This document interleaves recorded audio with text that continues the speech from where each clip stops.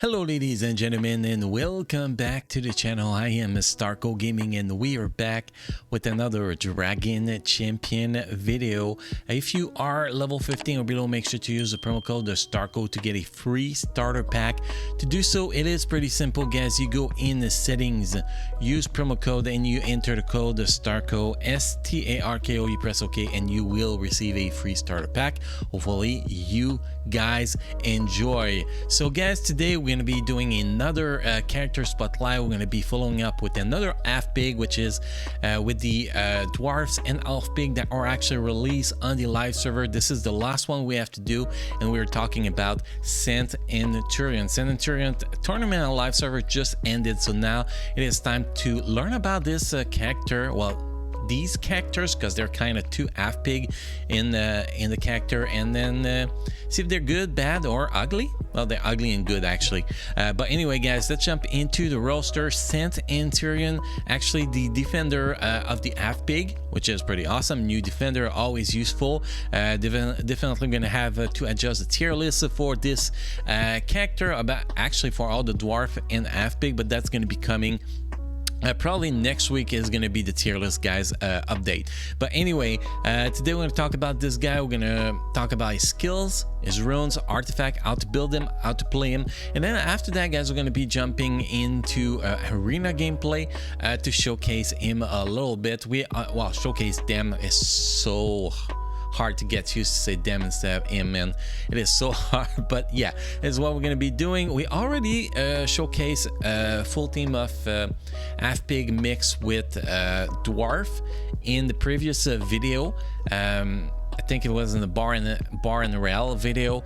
We always showcased them in tier 9 raid, so we don't need to do that again. If you want to see that, go see the previous character spotlight guys. But today, yeah, we're gonna showcase that in the arena, so you can see in action arena. We're gonna talk about the characters and how to build it. So we're gonna start with the skills, which skills to get to level 7, which skills to keep to level 6 or 5, and then we after that, we're going to talk about the order to use those skills and how to build the runes and the artifact. Let's start with the triumphal passive here. Oink, gain 40% armor increase, which is pretty awesome. No oink, gain 25 speed increase. The speed is actually not that useful for him, but because of the rest of the ability, that becomes really useful. If Bar and Rel are on the battlefield, they receive the same buff. So if Bar and Rel is on the battlefield and there's no oink, they get 25 speed, which is a huge benefit for them as they do a lot of damage. They receive the same buff when the debuff is applied to Saint and Turion. If there is taunt on Saint Turion, they gain oink, otherwise lose it.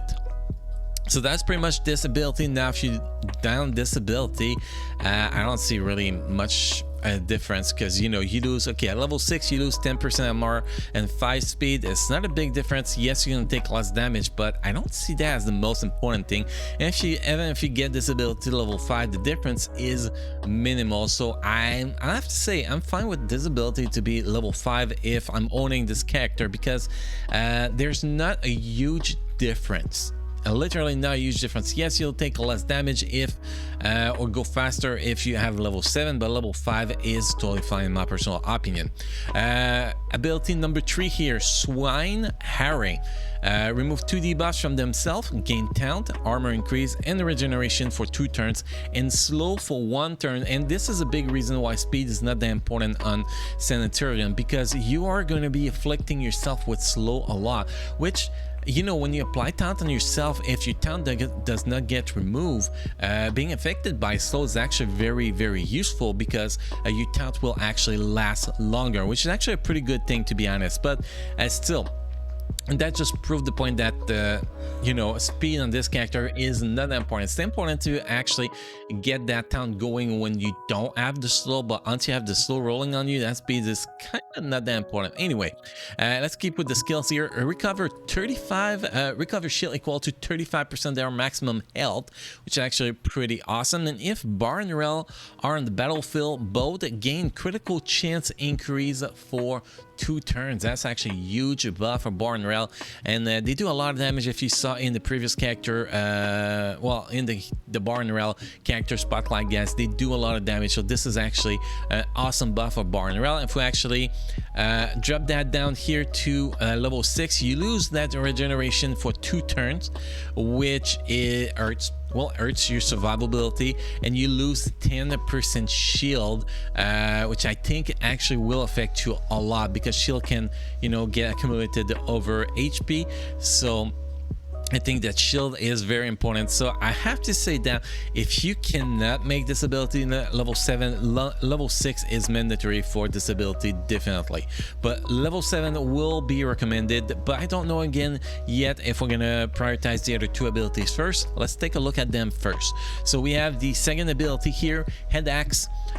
Start with 1 turn of cooldown, by the way. Deal 300% of physical damage to an enemy.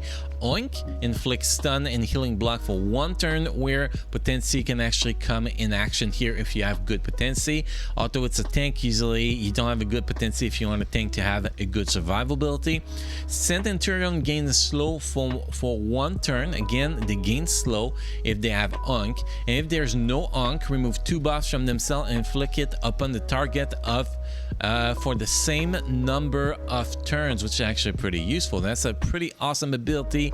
And if you actually get that ability down to level 6 instead of level 5, level 7, sorry guys, pretty much you lose 50% physical damage, which is a big loss, and you don't get to apply healing block if your potency allows you, which is not very good, and 1 buff is inflicted upon the enemy instead of 2 buff. So I think this ability level 7 is actually so far the most important one, maybe the second most important one. We're gonna make a decision soon, but yes, a very, very important one. And then the first ability here, the basic ability, Vini Vidi Vici, Vicky, I don't know how to say this shit, man. But anyway, deal 260% physical damage and inflict tenacity decrease for 2 turns, which is pretty awesome.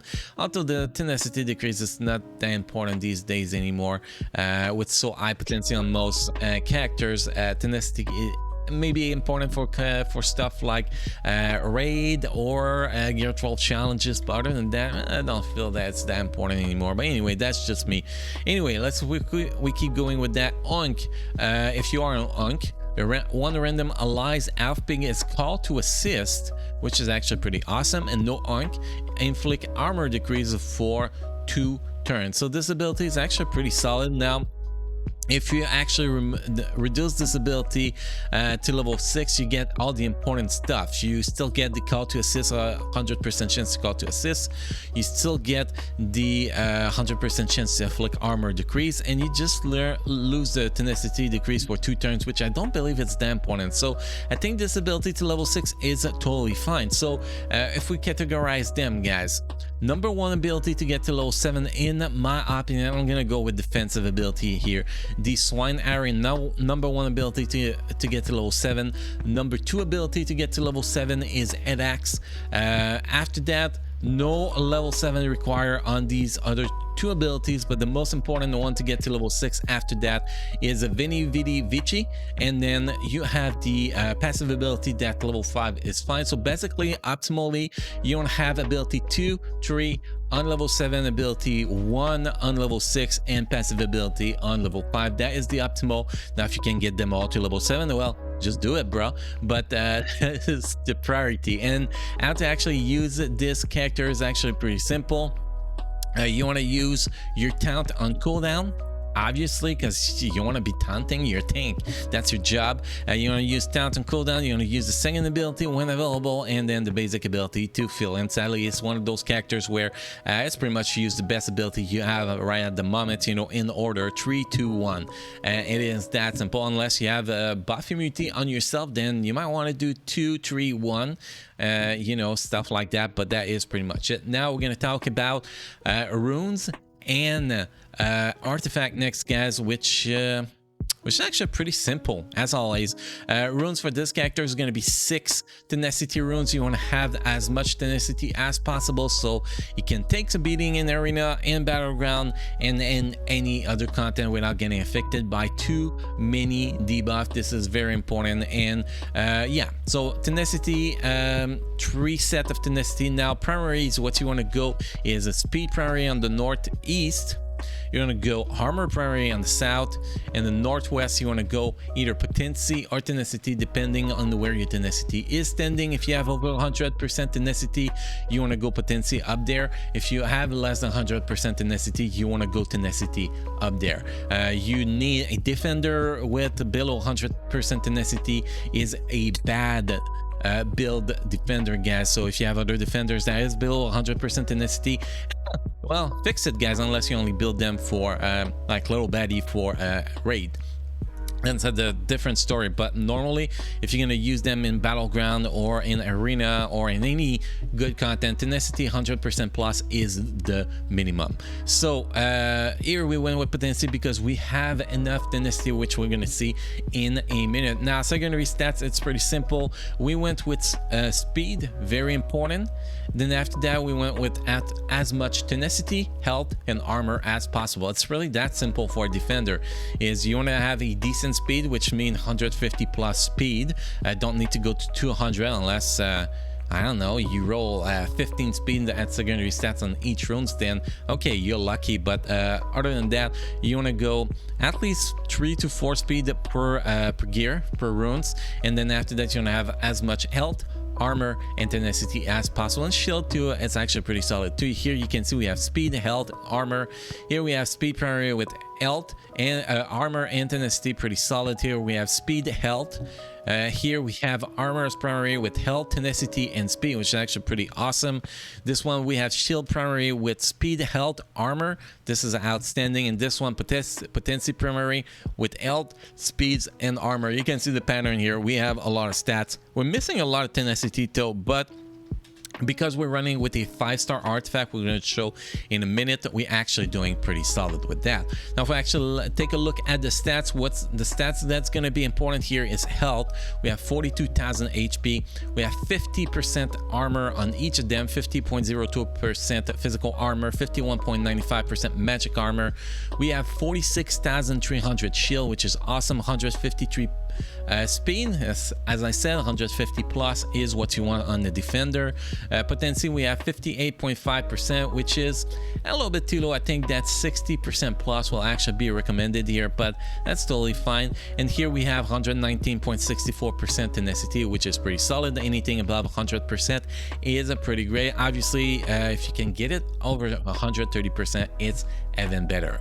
Now if we actually take a look at the artifact, guys, artifact, all that matters is tenacity.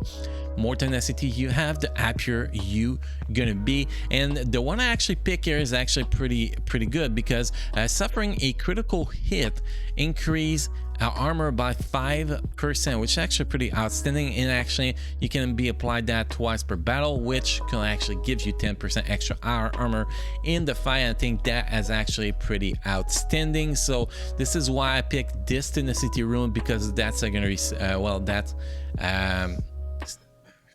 that skill on it, that's passive ability on it.